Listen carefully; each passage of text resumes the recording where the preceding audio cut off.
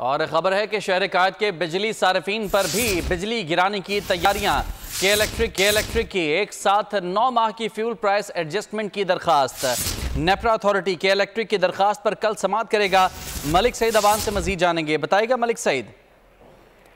जी बिल्कुल, के इलेक्ट्रिक की एक साथ 9 माह की फ्यूल एडजस्टमेंट प्राइस की दरखास्त जो है वो नेपरा देगी और नेपरा इस पर कल समाअत करने जा रहा है। के इलेक्ट्रिक ने जुलाई 2023 मार्च 2024 की मद में वसूलियों की दरख्वास्त की थी।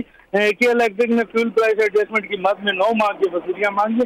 के इलेक्ट्रिक का सिर्फ 2 माह के लिए CMNC और दरख्वास्त में शामिल किया गया है, जबकि 7 माह का मजमूई इजाफा 18 रुपये और 86 पैसे बनता है। 2 माह के लिए कमी की मद में 29 पैसे की दरख्वास्त है, जो है समाअत के बाद तफसीली फैसला जारी करेगी। जी शुक्रिया आपका तफसीलात के लिए सईद।